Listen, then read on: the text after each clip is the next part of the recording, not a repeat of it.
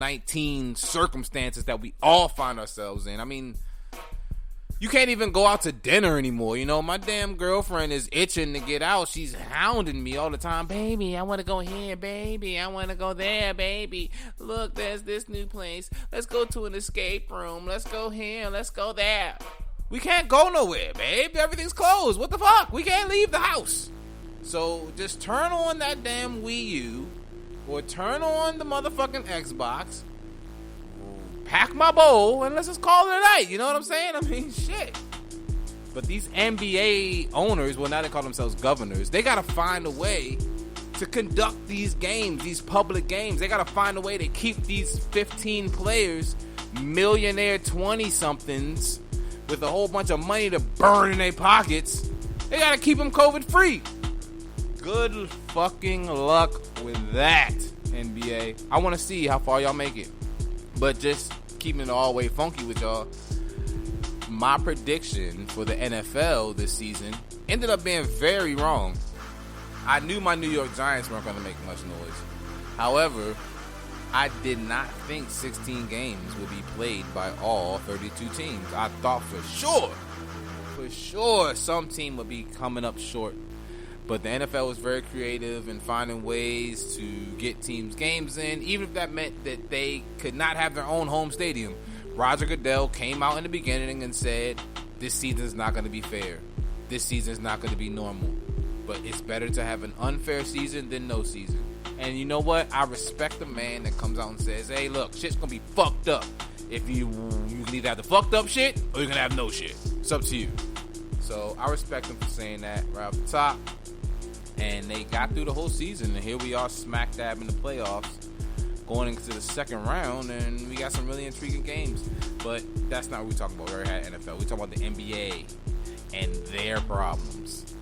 Starting with the man, the myth, the diva, Kyrie Irving.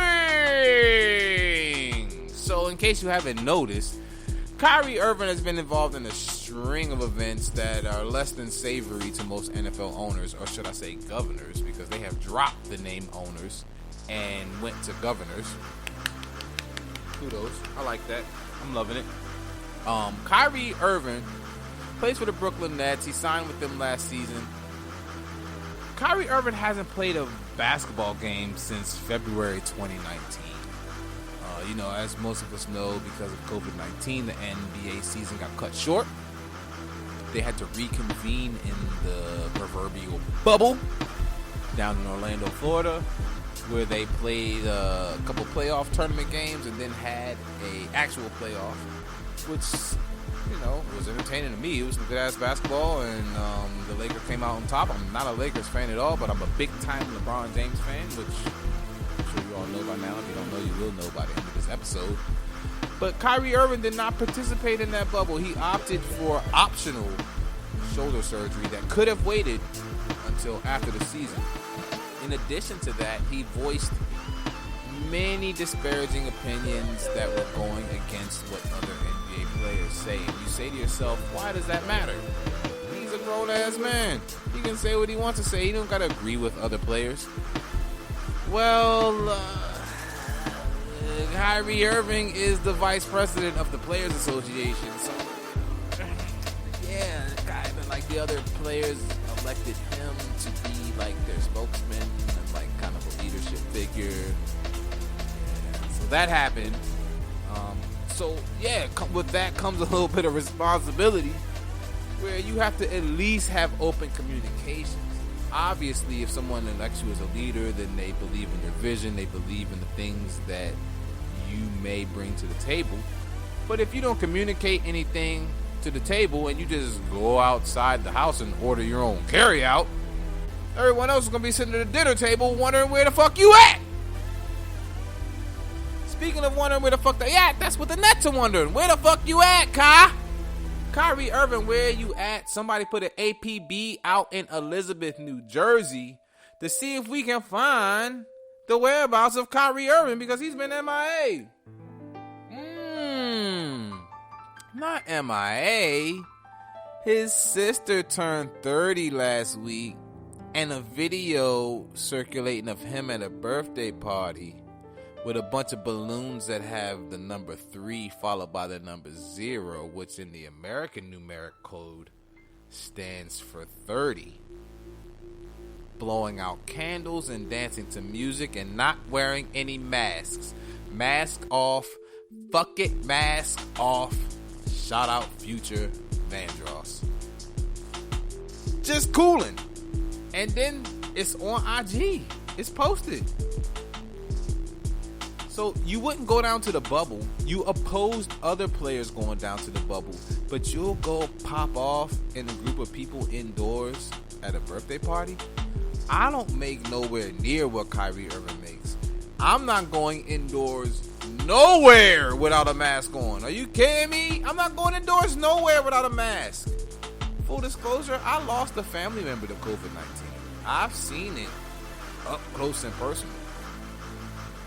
I'm not going nowhere without a mask on. I wasn't going nowhere without a mask on before that the death in my family happened. Aside from that, 'cause it's not about me. We're talking about Kyrie Irving. You out here at parties doing what you do. You missing games, but you're not hurt. You hadn't played in a whole year, but then you still need more time off. Come on, man, you're getting paid a lot of money. Kevin Durant is there. Kevin Durant was created in a factory right after LeBron James installed by Spalding or Nike or Reebok or somebody. He's not even a regular human. He's a basketball playing machine. Kevin Durant was a play ball. He want to hoop. He don't want to answer no questions about you. He don't want to know about the fuck you talking about. Bring your ass to practice or at least to the game and cross somebody up and pass me the ball. So I'm wide open. That's what Kevin Durant thinking. So I don't know, man. Birthday Gate remains open because it hasn't been confirmed that it was his sister's birthday party. So they're still investigating the NBA. So it's Birthday Gate right now with an F. Birthday. I don't know, man. I don't know. I've done some dumb shit in my life. Kyrie Irving's not that young, man. He should actually get his head out of bed. So if I was the owner of the Nets, you know what I would do? I would say to myself, we got this headache. He's one of the better talents in the league, but it's kind of a headache. I think the way we should solve this problem is we should find somebody more talented than him that's also a headache, and then bring him to town. Let's do that. Who agrees? Anybody? You guys think that's a good idea? Let's get another guy that's like just like Kyrie, a little bit more talented and about equal headache. You guys on with that? All right, let's do that because that's what the motherfucking Brooklyn Nets did today. They mortgaged their entire future. 4 future first round draft picks or whatever. But James Jimmy Boy Beard YMCA pickup game Harden. Holy shit. The walking triple-double. The scoring machine.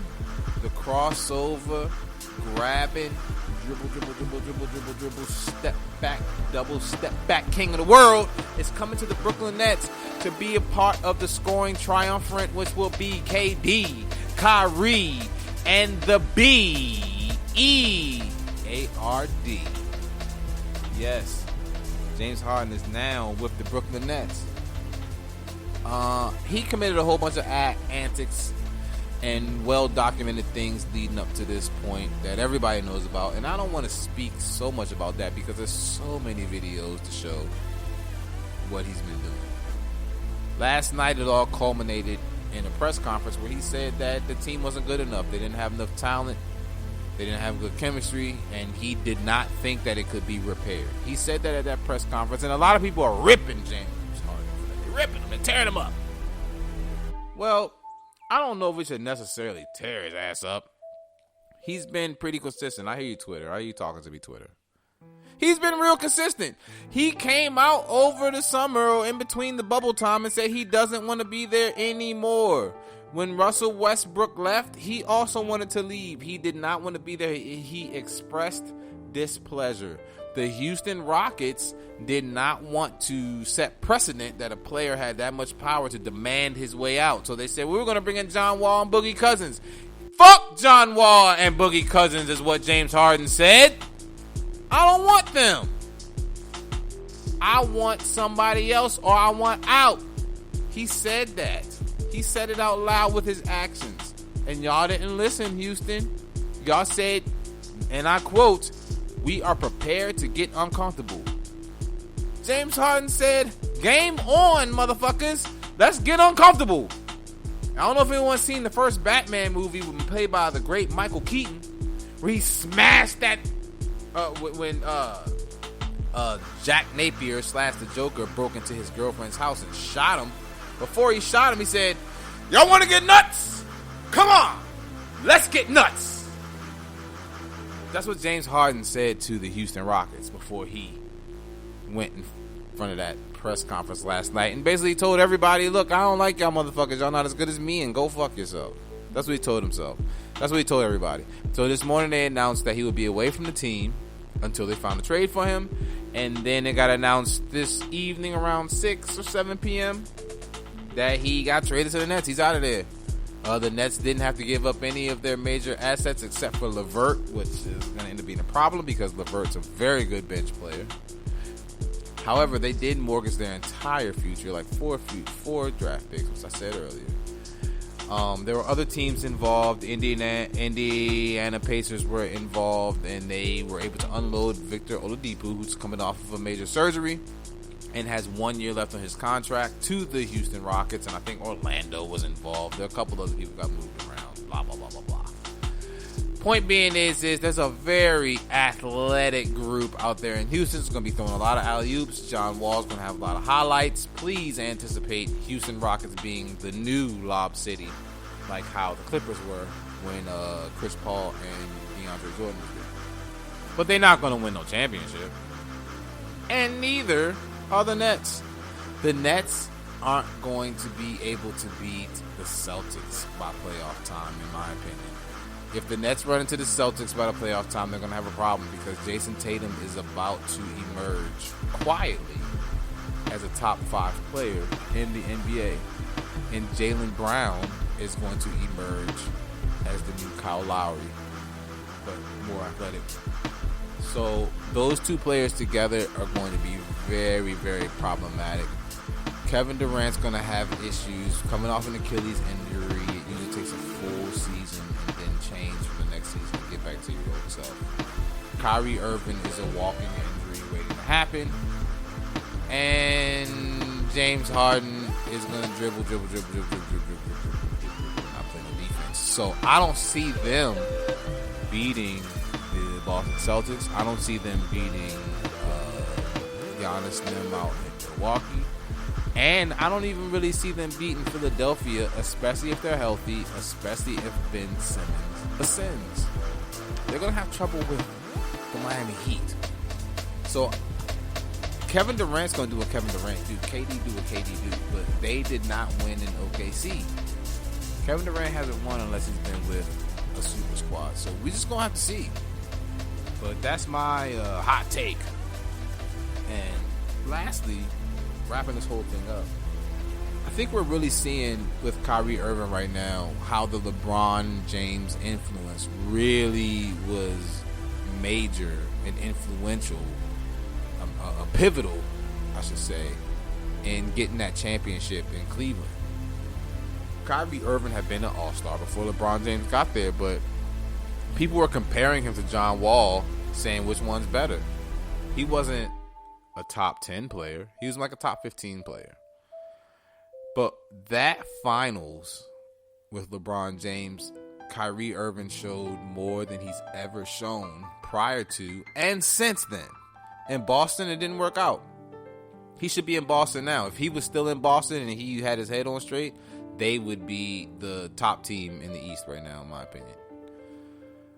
He's not in Boston. Didn't work out. He's out in Brooklyn. He barely played. He signed that huge contract. He's only played 22 games since then.